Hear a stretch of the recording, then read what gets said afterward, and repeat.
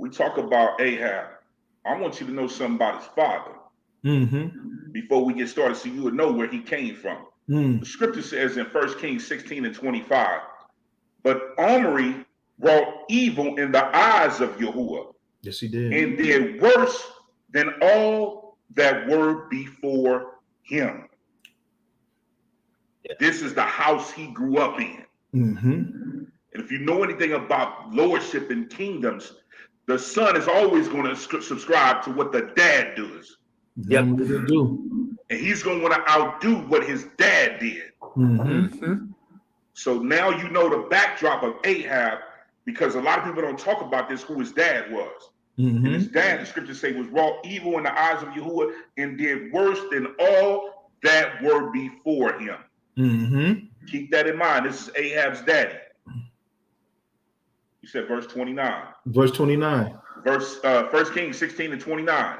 And in the 38th year of Asa, king of Yehuda, began Ahab, the son of Omri, to reign over Yasharel. And Ahab, the son of Omri, reigned over Yasharel in Shamaron 22 years. Verse 30, pay attention. And Ahab, the son of Omri, did evil in the sight of Yahuwah above all that were before him. So that part. Luca pointed out, not only was his dad wicked, but then this man was wicked even more than his father was wicked. So the word says that he was more wicked than any Israelite king that ever existed before him. Man. Now, are we saying that this was because of Jezebel? It's before Jezebel. Right, so this man was already wicked. Yeah. Let's read where on. He came from. Go ahead, unless y'all got something else we can read on. Look at the house, man. Look where he came from. He came from wickedness. He came from wickedness.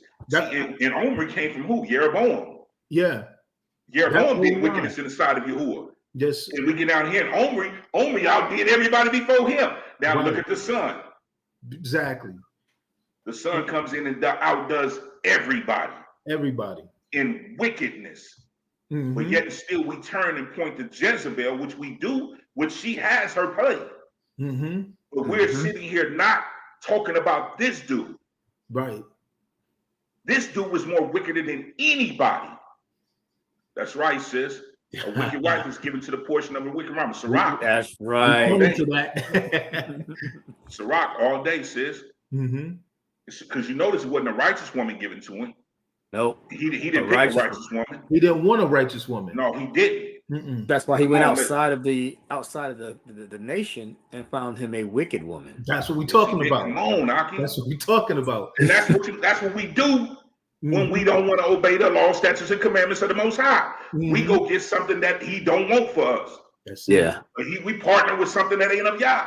Let me read this verse 31. No, don't skip verse 30. No, did we did 30? I thought we did 30. Did we do 30? Yeah, he did 30. He did 30. Okay, 31, Salaki. And it came to verse 31, 1 Kings 16 and 31. And it came to pass as if it had been a light thing for him to walk in the sins of Jeroboam, the son of Nevat, that he took to be, listen what he said, he took to be his woman, Jezebel, the daughter of Baal, king of Zidon, and went and served Baal and worshiped him. So he voluntarily went now. So he didn't just pick any old woman from this kingdom, from this Canaanite kingdom. What we ain't even supposed to be joined to no Canaanites, but he didn't just pick any old woman. He picked royalty, kingship from there. It's like a power couple. He purposely went and sought this out. Yo, Jay-Z and Beyonce. I thought the same thing. I want to say absolutely. Absolutely. Come on. We out here worshiping these deities because they look good. You know what I'm saying? But this dude right here was wicked. Jay-Z was already wicked before Beyonce. Yeah, exactly. He was already there you go. Right. There you go. That's the truth. Come on. Verse 32. He went and served Baal and worshiped him. Oh, now I got the right chick. Now I'm gonna go worship Baal. Right. Because it was already in him. It was in him to do this. He was already wicked. But we stop here. We don't even talk about him no more after this. We steady focus on Jezebel, not knowing who. You call my man Ahab a pimp. Yes. You called him a pimp. We're going to get into that. I'm getting a little ahead of myself. Yeah. We're going to get into that because a lot of people don't look at the head. No. Jezebel has been the main focal point since I came out of Christianity. You don't even really hear about Ahab at all. You don't hear about Ahab at all. You hear about Jezebel, and that she usurped his authority, but they don't even really mention his name. Don't read the story. Go ahead. Let's get into it. Verse 32. And he reared up an altar for Baal in the house of Baal, which he had built in Shamaron. Who did it? Ahab. He did Ahab. He took it upon himself. He did that. Yes, and sir. Samaria was the capital city of Israel, or the northern kingdom. So he purposely went out his way to establish that, and is still in the land, even though they were backslidden. He was still in the land. It was part of our land. He was the king. Baal worship in that land. Go ahead. Were you saying something? I said he was the king, so he went ahead and made a decree, like he said, set up that altar, so he didn't have to travel to Sidon to go worship. He made his own altar, so he can go ahead and do his due right there in the land, defile the land himself. Right. Don't think for a minute this dude didn't know what the law, statutes, and commandments were. Oh, look at that comment. What she said? Yes. She couldn't do anything in his kingdom that he didn't. Oh, wow. Thank you. There you go. Thank you for building with us. Verse 33. Let's because we got a lot of Hold up, man. Put that back up. Wait a minute. Keep walking with us. And she couldn't do anything in his kingdom that he didn't allow. He was the king. Yes. And he was more wickeder than any of the people before him. So what makes you think he was going to let a woman come in and do anything in the kingdom? Let's let the book speak. Let's let the book speak. Verse 33. Verse 33. Verse 33. And Ahab made an Ashtoreth pole, and Ahab did more to provoke Yahuwah Elohai of Yasharel to anger. Who did this? Ahab. Did more to provoke Yahuwah Elohai of Yasharel to anger than all the kings of Yasharel that were before him. Everybody that was before him. Crazy. Verse 34. Talk about it, how even more wicked he was. Verse 34. Let it go. In his days did Chael the Beth Hamite build Jericho. They did what? They did what? He built Jericho. He built Jericho. He laid the foundation thereof in Arabam. His firstborn set up the gates thereof to his youngest son Seguv, according to the word of Yahuwah, which he spoke by Yahusha, the son of Nun. Brother E, can you grab Joshua 6 and 26? Joshua 6 and 26. Give me 1 second. Write this verse down in the chat. Joshua 6 and 20. This is what he did. Come on. Now, mind you, we had the annals, the records, so he knew about what Joshua said. He wasn't blind to this. He chose to go opposite. Let me know you got it. I got it. Go ahead, read that. Joshua 6 and 26, and it reads, and Joshua adjured them at the time, saying, cursed be the man before Yahuwah that riseth up and buildeth this city Jericho. What? Cursed be who? The man that builds the city before Yahuwah. And he built the city of Jericho. He shall lay the foundation thereof in his firstborn, and in his youngest son shall he set the gates of it. So when he laid the foundation, it's going to cost him his firstborn, and when he laid the final gates, it's going to cost him his youngest. Yes, sir. That was what Joshua spoke. He said, cursed be the man that will rebuild Jericho, because Jericho was the first fruits of the conquest of the land of Canaan. Nothing was supposed to be taken, which is why the sin of Achan was so terrible, was because they was not supposed to touch any of the spoil of that land, because that was set aside unto the Most High. Achan took that. That was supposed to go to the funding, the initial move of the Levitical priesthood. But because Achan took that, he sinned. That land or that piece was set aside unto the Most High, and Ahab went against the decree of Joshua, and he rebuilt something that was not supposed to be rebuilt. That's how wicked this man was. Yeah, it says you're right, Sister Felicia. He said he sacrificed his own children to do wickedness. Yes, he did. That's the molecular worship. Come on, knowing that the word of Yahuwah is true. He knew this. Yes, right. He knew this. He knew what Yahuwah speaks gonna come to pass. Now, my question is, when you look at these verses, did Jezebel command him to do any of that? No. Do we read that in text? No. So this is him doing this. But that's attributed to her because that's what the narrative has been down the line, because you want to go ahead and keep going with, hey, that's a Jezebel spirit. That's a Jezebel spirit. Exactly. Listen, Ahab and his father caused great harm and danger to come to Yasharel. Great harm and danger. They put the nation in the way of sin. Knowing that in sin, the Most High is not finna fool with us. He's not finna do anything for us, but they jeopardized everybody's lives. Yes, sir. The nation, the kids, everything, the wealth, the prosperity of the nation. Why? To fulfill their own lust. And they both were more wicked than the man that came before them. Right. So we're looking here, we're looking in the wrong place, because what this does point at is leadership. This does point at leadership that have wicked women. And the women is the front for the man. So when you see this is what the enemy don't want you to notice, the man that really has the power.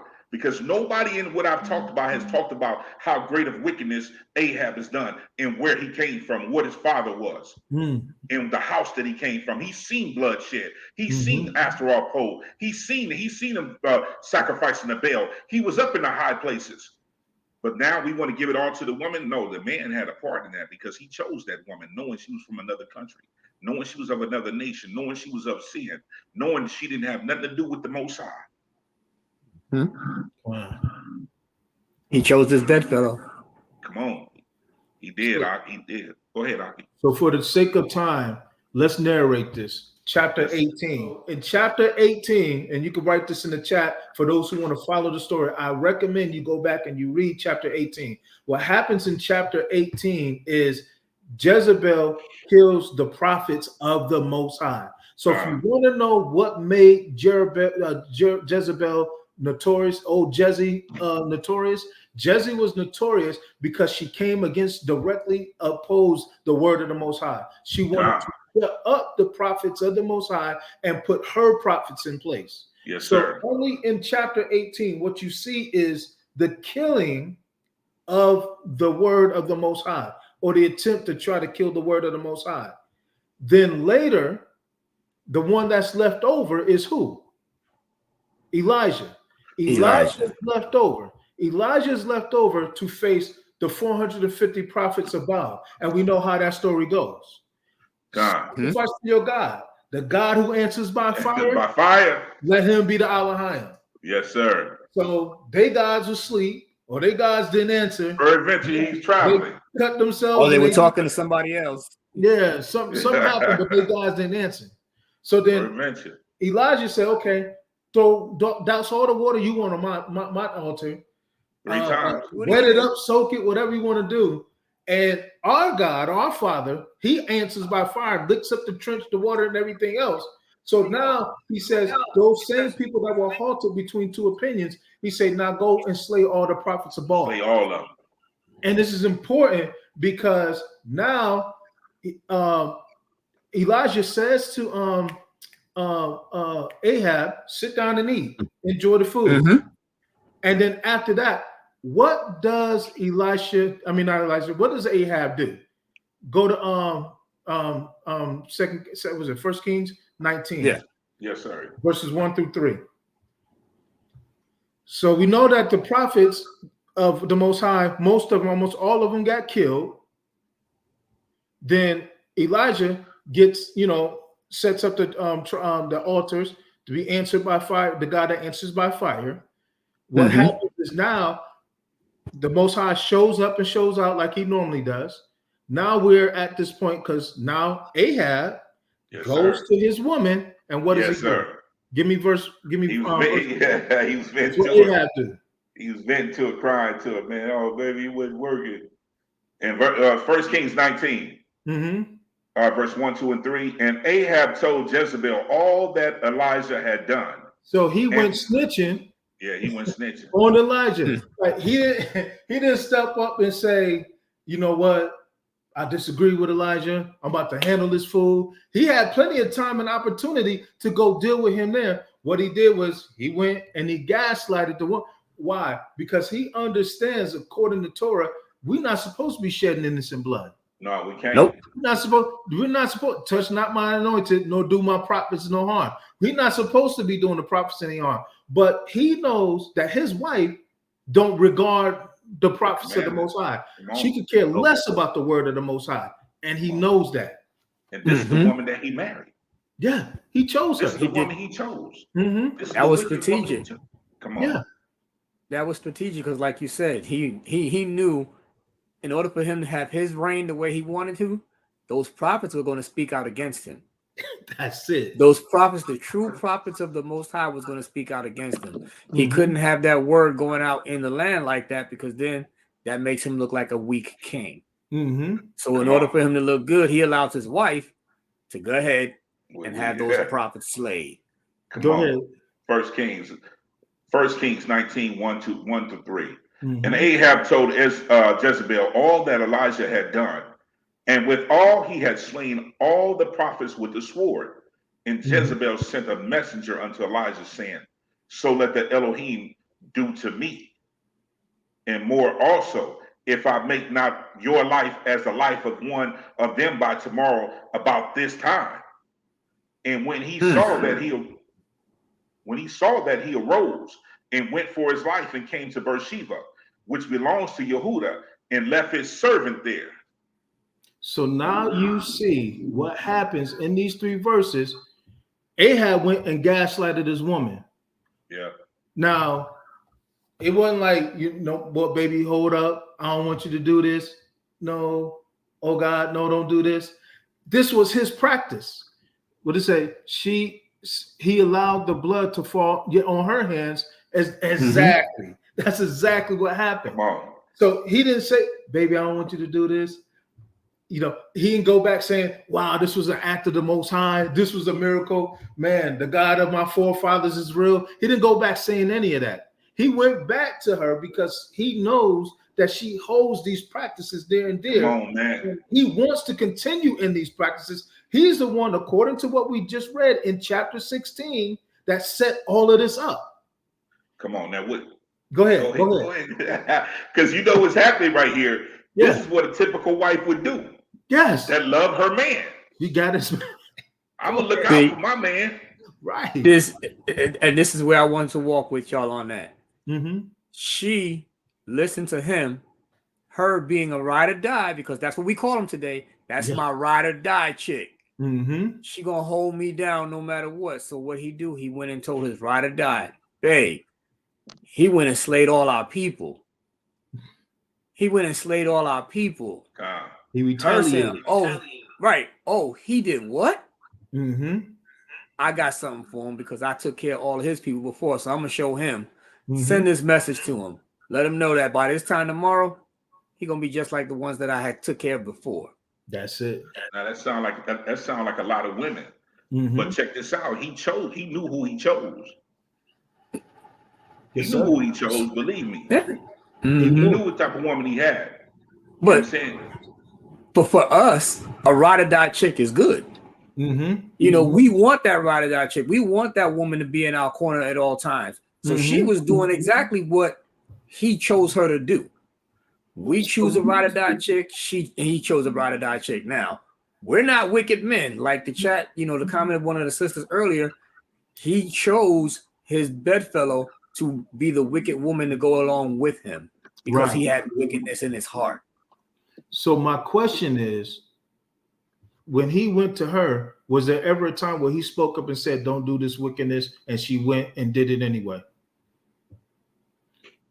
No. A righteous woman would encourage him. Exactly. But he was already breaking Torah. But also, you got to think of it like this. He chose that woman because he knew that she had no Torah in her. Exactly. She didn't follow our laws and statutes and commandments. She killed the prophets from another nation. Right. From nation, Yah already told us, don't mix with them. Don't take these women. This go all the way back to Esau. Go back to Deuteronomy. We're seeing this goes all the way back to Esau. To Abraham. Abraham said, do not give my son, do not give Isaac to any of these Canaanite women. And not to mention, Isaac made all four because he was grieved. Because he was grieved and Rebekah was grieved, Isaac made our forefather Jacob swear, because Esau married them Canaanite women. He made Jacob swear, do not take a wife by any. He had to swear to his dad not to take a wife by any of these women. That's how wicked these women were. Come on, man. So Ahab knew what he was getting. He knew what he was getting all day long. Because listen, he went to the king. He had to go to the king to get her hand. Right. He had to go through the traditions of their people to get her. She had to come to the house and visit with a royalty, with a people. Her dad came to the kingdom. Right. And we weren't supposed to mix with them, but yet still you go take a woman from over there. Nobody paid attention. Nobody said this, how this dude set this up. Right. He set up wickedness so he can do wickedness. And keep it going amongst Yasharel. He didn't care nothing about Yasharel. He didn't care nothing about the woman he married. Exactly. He cared about what he wanted to do. He wanted to appease his flesh. And so, and like I said, the reason why we're going this way is not to say that Jezebel is not a wicked woman. That's a wicked woman. The issue that we have is we're too loose with the label Jezebel when it don't. Now, if you want to talk about some women that move under that Delilah spirit, okay, we can roll with that. And maybe we'll get to that later. But yeah, as far as this, when you're looking at Jezebel is not usurping her husband. Matter of fact, let's get back to the book. Let's go to 1 Kings 21. Unless y'all got some other time, I'm walking right down the timeline. No, that's where I was at earlier. No. Okay. 1 Kings 21. I got verses 1 through 16. I don't know what you all may got in your studies, but I'm going with verses 1 through 16. Just let the book speak on it. And it came to pass after these things. Read a little slower so people can catch it in the verse. We have 1 Kings 21, starting at verse 1. And it came to pass after these things that Naval the Jezreel had a vineyard, which was in Jezreel, hard by the palace of Ahab, king of Shamaron. And Ahab spoke unto Naval, saying, give me your vineyard, that I may have it for the garden of herbs, because it is near unto my house. And I will give you for it a better vineyard than it. Or if it seem good to you, I will give you the worth of it in money. So we see it's another instance. Ahab wants something. He wants this man's garden. Yeah. Let's go on.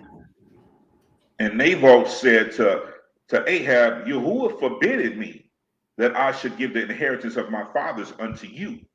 See, and that's important because when you look at the book of Numbers, the inheritance of every nation, of each tribe and within each tribe was divvied up by the population of the people. And so it was the will of the Father that everybody in the kingdom had their own place, their own heritage, that you didn't sell it. So like, even if you had like the daughters of Zelophehad, I forget what tribe they were in, but they had to bear children of somebody from the same tribe. They couldn't go outside the tribe because then that if they were of the tribe, I can't remember what tribe, I'm just going to say Simeon. If they were of Simeon's tribe, but then they have seed by somebody who's of Naphtali's tribe, then that land becomes Naphtali. Does that make sense? And so the Most High, when he divided the land in the book of Numbers, it was divided with purpose. And so when the man is saying that, he's saying the righteous thing, even though he's in the northern kingdom, which was very sinful, because it literally says, Lord forbid that I would give away the inheritance of my father. The Most High forbid that. And he laid him down upon his bed and turned away his face and would eat no bread. But Jezebel, verse 3. Yeah, I did verse. Did I do verse? Yeah, I did verse 3. Oh, my fault. You on verse 4? Verse 4. Let's do 4 again. I'm sorry. Okay. And Ahab came into his house heavy and displeased because so he came to his house pouting. Yes, sir. Mm-hmm. Murmuring and complaining. Mm-hmm. Heavy and displeased because of the word which Nabal the Jezebel had spoken to him. Mm-hmm. For he said, I will not give you the inheritance of my fathers. And he laid him upon his bed and turned away his face and would eat no bread. So the dude go in the house pouting. He lay across his bed pouting, and he's not eating because he can't get this man's inheritance. But he's the king. So why is he pouting? Because he got everything else. Come on. Right. Right. He's the king. Why is he pouting? Because he can't get that land legally. Mm-hmm. Right. Because it's not of his inheritance. He know he got to go against Torah to pick that man's, and he can't do it. Because if he did that openly, they would stone him. Exactly. He would have broke the law. He would have broke the law. He can't do that openly. Right. Mm-hmm. Remember, he had to keep up appearances. Mm-hmm. Right. Verse 5. But Jezebel, his woman, came to him and said unto him, why is your ruach so sad that you eat no bread? You see how he played her? Mm-hmm. He got her in there, yeah, baby, man, don't worry about it, baby. No, you know how some of y'all do. No, don't worry about it, baby.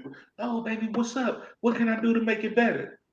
What can I do to make it better? Man, don't worry about it, man. I don't want nothing to eat right now. It's cool.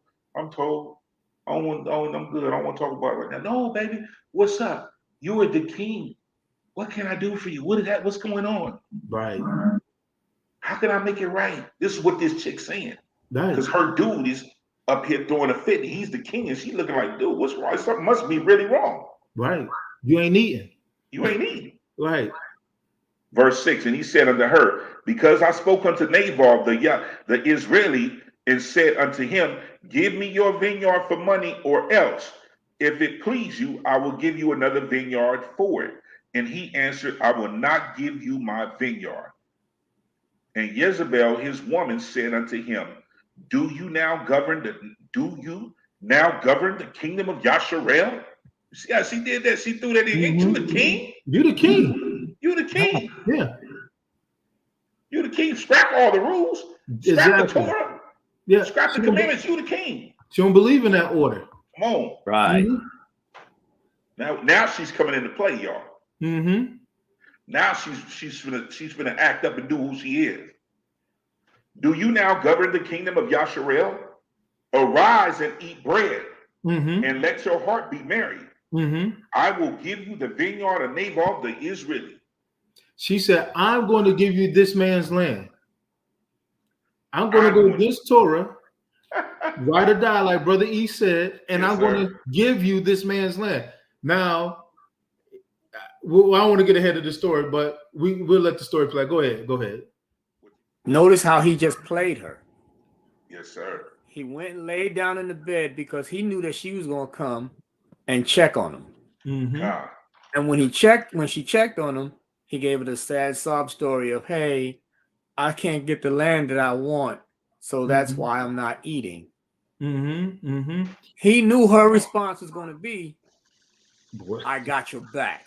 Like she said, don't worry about it. Like Sister Settle said, he knew she would be driven by her emotions for her husband, the king, and he already wicked inwardly. It just came out even more. Yeah, exactly. He played her in her. He used his emotion to play on her emotion. Come on. Exactly. Go ahead. Let's get back to the book, man. Because he know if that woman really loved him, what she did. You know what I'm saying? And she's like, what's wrong, baby? No, baby, I got this. I'm a fix it. Ain't nobody gonna do my man like that. Ain't nobody gonna come up here. You the king. I'm gonna raise up for the king. Let's get back to the book. Come on, man. Let's get back to the book. Facts. Verse 7. And Jezebel, his woman, said unto him, do you now govern the kingdom of Yasharel? Arise and eat bread, and let your heart be merry. I will give you the vineyard of Nabal, the Israeli. So she wrote, verse 8, so she wrote Sephram in Ahab's name. Sephram meaning letters, for those that don't have a Sephram. She wrote letters, decrees. in his name, Ahab's name, and sealed them with his seal, and sent the Sephram unto the elders and the nobles that were in the city dwelling with Nabal. And she wrote in the Sephram, saying, proclaim a fast, and set Nabal on high among the people, and set 2 men, sons of Belial, before him, Belial. Yep, sons of Belial, meaning sons of wickedness, sons of evil. To bear witness against him, saying, you did blaspheme Elohim and the king, all lies, and then carry him out and stone him that he may die. And the men of the city, of his city, even the elders and the nobles who were the inhabitants in his city, did as Jezebel sent unto them. And it was written in the Sephram which she had sent unto them. They proclaimed a fast and set Naboth on high among the people. And there came in 2 men, children of Belial, and sat before him. And the men of Belial witnessed against him. Now that's key. That's key. That's key. Because she do know about our Torah. What does Torah say? Out of her mouth are 2 or 3 witnesses. So she paid 2 witnesses to come up and witness against this innocent man. Go ahead, big brother. Yes, sir. And the man sat before him, and the men of Belial witnessed against him, even against Naboth, in the presence of the people, saying, Naboth did blaspheme Elohim and the king. And they carried him forth out of the city and stoned him with stones that he died. Then they sent to Jezebel, saying, Naboth is stoned and is dead. And it came to pass when Jezebel heard that Naboth was stoned and was dead, that Jezebel said to Ahab, arise, take possession of the vineyard of Naboth the Jezreeli, which he refused to give you for money, but Naboth is not alive, but dead.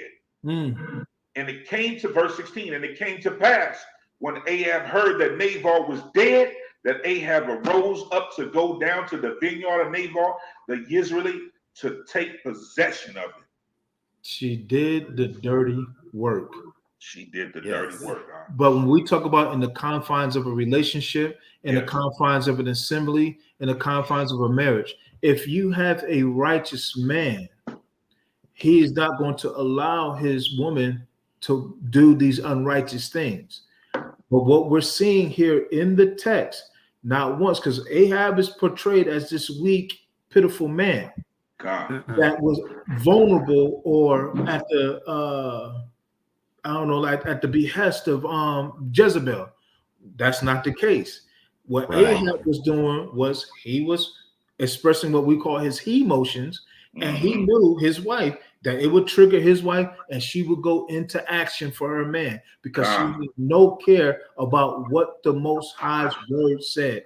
She never usurped authority over her husband. Never. She never castrated him or any of that. She supported every village.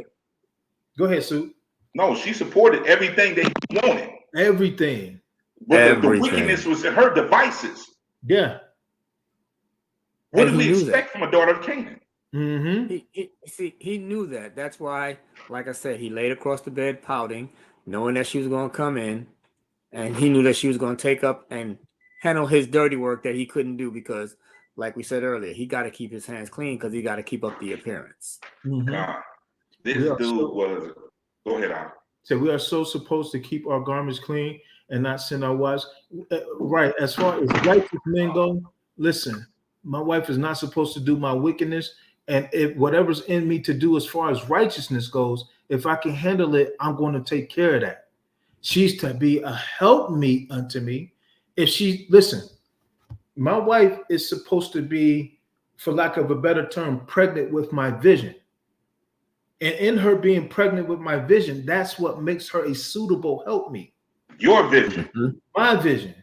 And so what you're seeing with Ahab is this is his vision for his family. Come on. And so his wife was suitable for his vision. She's a wicked man. Why? Because somebody referenced Ecclesiasticus earlier. She's a wicked woman and she is with a wicked man. So they fit like a hand in glove. It wasn't this docile man over here not wanting to be wicked, and he was just forced to be wicked because he was with a wicked woman. No, that woman was supporting the wickedness of her husband. Never once did she usurp authority. Never once. Never once. Go ahead. Now, we do know that, you know, Jezebel, as we're portraying, that she wasn't the one that was trying to usurp authority. But there are some women out there that do that. There are some women that want to be in that position of authority. That, as you see, as the scriptures we walk through, was not Jezebel's character. She was a support. She was his helpmeet. She supported all of his vision. Like my brother just said, she was pregnant with his vision. She didn't try to usurp authority. She didn't try to put on the pants. She just, whatever he said he needed done, she was that ride or die that made sure it happened. She's the one to do it. And remember, she already came prepackaged. She already came prepackaged against the commandments, against the law, statutes, commandments, against our Torah. He chose a woman that came prepackaged with hate against everything that the country stood for. Everything that the nation stood for, she was against. That's why she killed our prophets. That's why she wanted to install her prophets. You understand me? What? Because all this is going to support the wickedness of her husband. Absolutely. All what she's doing is to support her husband and to make his reign successful. Right. She's helping this dude with wickedness. Right. That's why it talks about that. When we talk about this woman, like y'all have been saying for longer, she never came to usurp authority. She did everything that he was feeling. The only you freezing, Suk. I don't know if you still okay. The only the authority that she wanted to usurp was the men of the Most High that was speaking the truth of the word.